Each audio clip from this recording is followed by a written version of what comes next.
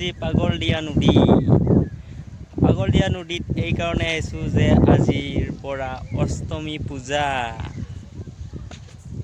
অষ্টমী পূজা চাব আপোনালোকে অষ্টমী পূজা। বন্ধুহঁত এতিয়া নদীটো মই পাৰ হ'বলৈ ভয়ে লাগিছে। কেনেকৈ পাৰ হ'ম এয়া দেখাই পাই আছে চাগে আপোনালোকে। অষ্টমী পূজাৰ কুস্তি উটুৱাই আছে, চাই থাকক। অষ্টমী পূজালৈ যাবলৈ হ'লে এতিয়া মই নদীটো পাৰ হ'ব লাগে। নদীটো পাৰ হ'বলৈ হ'লে এতিয়া বহুত দ আছে, মই কেনেকৈ পাৰ হওঁ ভয়ে লাগি আছে বাৰু। অ' মাই গড, নোৱাৰা যাবলৈ সিপাৰলৈ মই যাম, কিন্তু দেখুৱাম আপোনালোকক যেনেকৈ নহওক। আপোনালোকৰ অষ্টমী পূজা মানে সকলোৰে অষ্টমী পূজা। যিসকল হিন্দু ধৰ্ম পালন কৰি আহিছে অতি যুগৰে পৰা, সিবোৰেহে অষ্টমী পূজা পালন কৰে।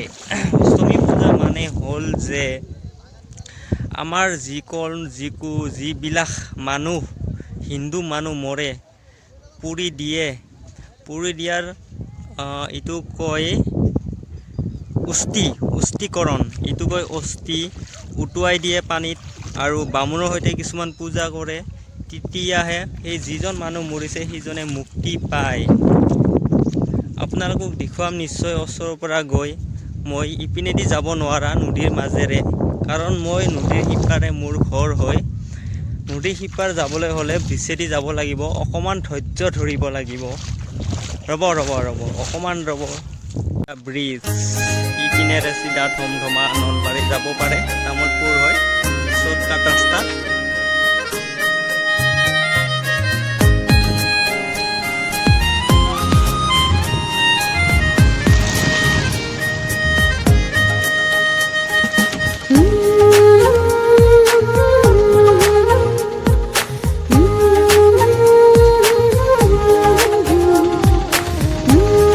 আজি ইমান ক্লিয়াৰ অহা নাই, কাৰণ ৰ'দটো বহুত বেছি হৈছে। মোৰ কেমেৰাটো মোৰ হাতত নাই, কেমেৰাটো মানে ফ্ৰেণ্ডৰ হাতত থাকি গ'ল, সেইকাৰণে মই আজি কেমেৰাৰে দেখুৱাব নোৱাৰিলোঁ, তো মোবাইলেৰে দেখুৱালোঁ।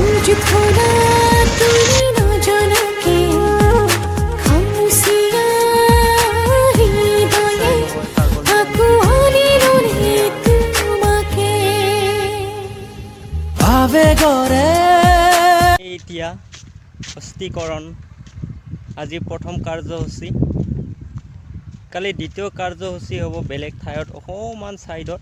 আপোনালোকক দেখুৱাম, নিশ্চয় দেখুৱাম, ওচৰলৈ গৈ দেখুৱাম। আজি তাত বৰ্তমান একো নাই বুলি ক'ব লাগিব। কালিৰ কাৰ্যসূচী কালি আপোনালোকক নিশ্চয় দেখুৱাম যে মই আজিৰ কাৰ্যসূচীটো আপোনালোকক কৈ আছোঁ,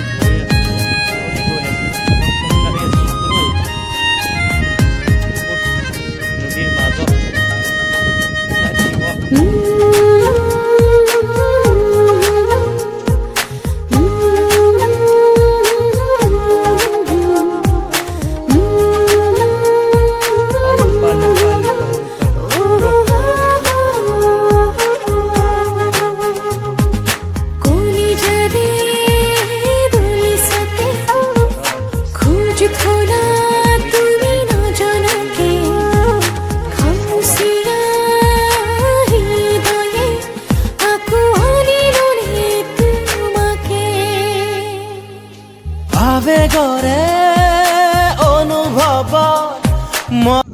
এয়া চাওক অস্থি পূজা কেনেকৈ কৰে আপোনালোকে।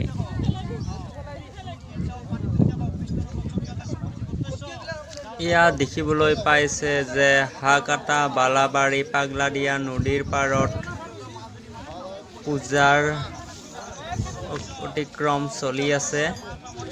আজি প্ৰথমটো দিন, কালি লাষ্ট দিন, কালি মেলা আছে, কালি ভাঙিব।